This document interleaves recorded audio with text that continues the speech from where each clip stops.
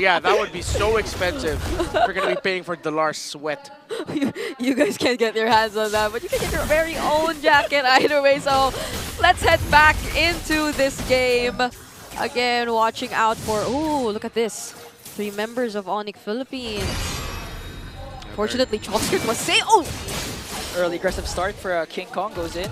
Oh! My God! Yep, Super Prince is pissed off. He's not happy about the losing streak. Want to play? That's literally Arrow? another play coming in from Onic. Now they're going for Keket on even with the revitalize, the double kill coming in from Super Prince. And that's a grown man's play with the TPs. He's... I hope there's an English word for giggle, because this is what giggle is for Super Prince. Super Prince is on fire today. You would have thought that Chopskirt was very safe in that position, but apparently he wasn't. Looks like I'm seeing the big brother bully the little brother. That was classic Onic, how they juggled that sequence of crowd control and burst in the center of the map, and now this puts Onic in a relatively comfortable spot to control the rotations. Yeah, this is an early 2-0 for a Selena who we usually tend to consider as a hit or miss, but this is one of the instances where clearly they've capitalized on the early game potential of a Selena that almost hit again. Yeah, you know what? James Banks said, King Kong, I am more handsomer than you.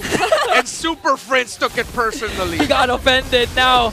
They're trying to engage on the Chopskirt. You're going to bring him down once again. Here comes Super Prince dashing in onto Kekidon. Might be able to out-sustain it, but Kirk, one more hit. Right on the mark. It's not going to connect. A sidestep from Kekidon. And he's going to evade that. If only Super Prince had the flicker again.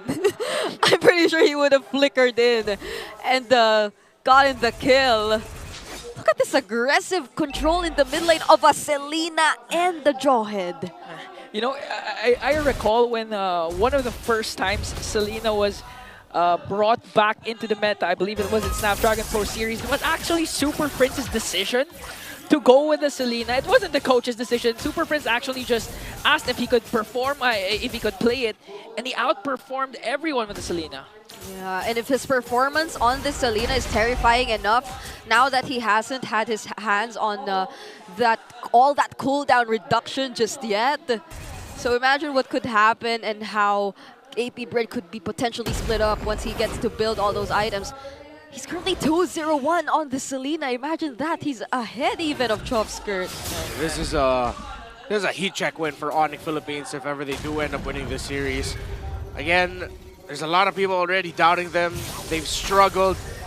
And I think they're going to this mentality of they really cannot absolutely lose to AP Bren. They have to dominate and crush AP Bren in this series. And so far, they're doing it in the first 4 minutes of this game, showing their familiarity with their old boot camp mates, their old org mates that they grew and learned a lot from. They've even attributed their success in MPL Philippines Season 13 to what this roster that AP Bren is fielding was able to do in helping them grow through scrims. Yeah, and we're seeing that coordination and teamwork from Onic Philippines now. Even Kirk just keeps getting out of his lane, just watches James Panks and keeps grouping up together with even Brusco or Super Prince. But that's one thing to look at, I guess. They took out all the energy shields already in the bottom lane. He traded the gold plating for the turtle. At the same time, we're seeing again, as you mentioned, Kirk being the secondary roamer as King Kong tries to invade over James Pax. And even the Abyssal Arrow going to connect on to Keket. The revitalize is there, but a kill spree coming in from Super Prince. King Kong caught in the middle, and that's a trade AP Bren is willing to take. That was Chopskirt able to stun King Kong just in time to set up the electrifying beats for James Banks. They punish the invade, and now Onic Philippines will have to simmer down just a little bit as AP Bren have stopped for their major rotational sequence. And Onic will play to just allow King Kong to regain farm. Super Prince hits the Abyssal Arrow on Chopskirt. Oh, okay. He won't. That was a warning shot. Yeah. He won't go in. Oh, Kellera! Keller's Diamond Force up against 2. He's focusing on the tower, but Shizu was there to add the same damage. And now you have to look at Super Prince once again, because it's going to connect on to Keket. There's no revitalize, and there's a follow-up coming in from Brusco. The Bruiser picks up, and Super Prince gets the kill. I don't think Brusco had to use his flicker yet. It's always Super Prince getting the stun, using the Abyssal Arrows, and him just walking towards the targets and using the ejectors, tossing them towards Super Prince. This feels like a redemption game for Super Friends on the Selena pickup. Has struggled earlier in the week, or yesterday rather. And he's coming back with a vengeance here. Great line that Brusco and Super Friends set up, and I think that's the line that they've been playing around. So Brusco get vision and Super Friends just always be lined up perfectly so that the Abyssal Arrow will land. It'll be Brusco tosses first, and then Super Friends with the Abyssal Arrow. Conceal down bot. Okay, Conceal. They're going to focus their target onto James Pax. There's the ejector. Almost.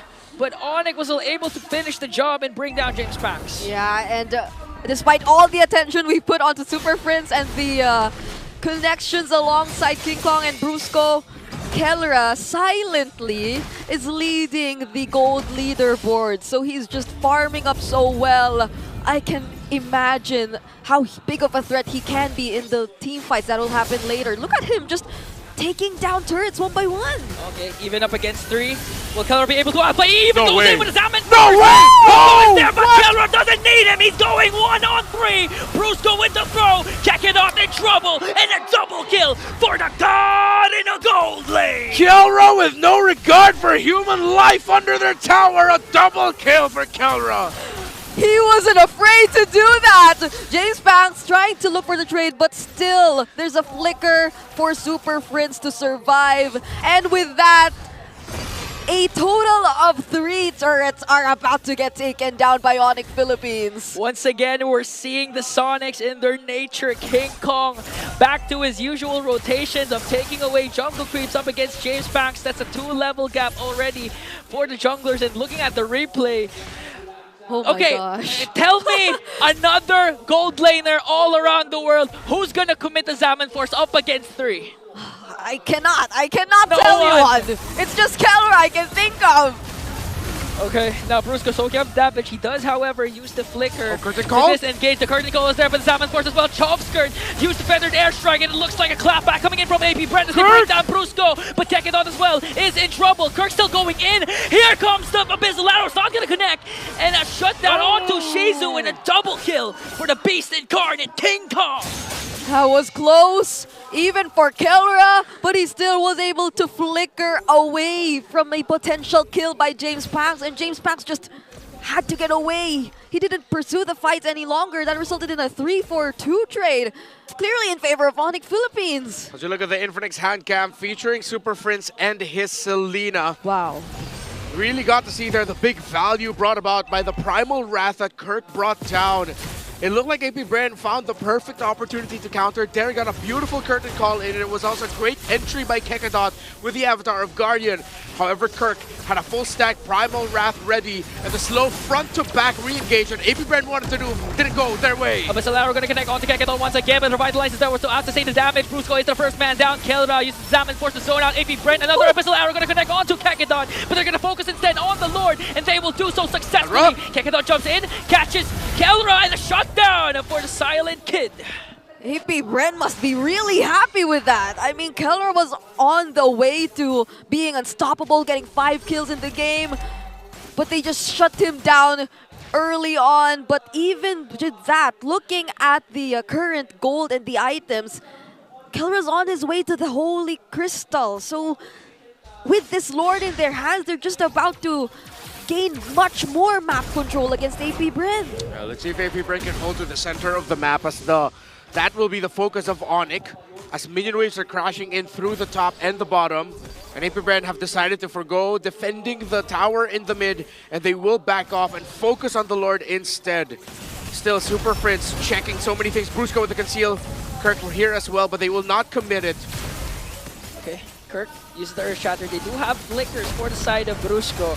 Now the Abyssal Arrow again is going to connect onto there. Meanwhile, Kellra and King Kong, the KK connection, just making quick work of the turrets of AP Bren as AP Bren clears out the Lord.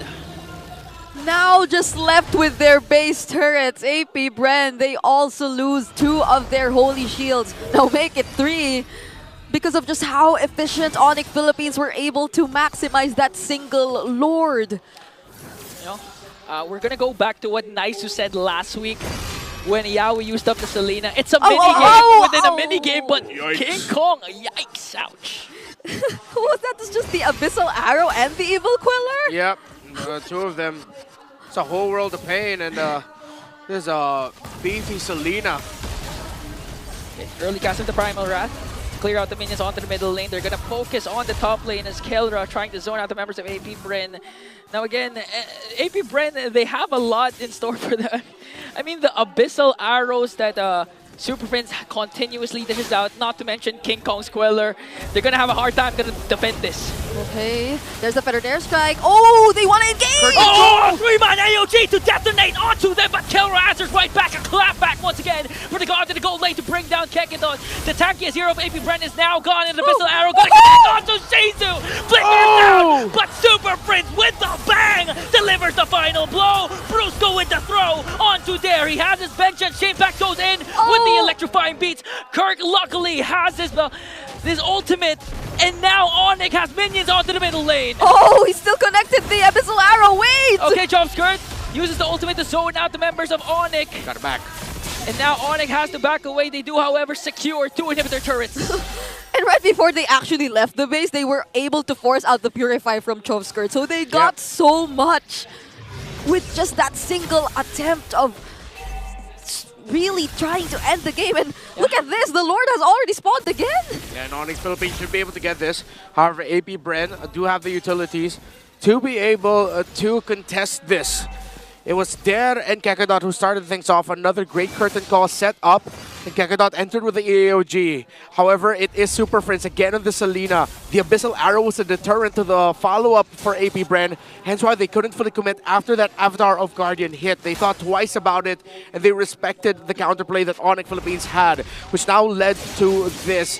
2 towers down the side of AP Bren, and Onic Philippines being able to get this Lord with no contention from AP Bren. This is Lord number 2. This is looking like a different version of Onic Philippines. Oh wait, there's an unstoppable force! They commit everything to Kekidot. Even with a Revitalize, he's not going to out-sustain the damage from Onic. With the Lord on the Sonic side, AP Bren, it's going to take a miracle for them to defend this. I can already imagine Onic Philippines just focusing all their resources onto taking down the base once they gain access. Let's see if that will be indeed the case. Hunting season is on. Brusco with the conceal. They're looking for a proper target. Kirk with a Primal Wrath. Lord marching in, and Onic finally wins game number 1.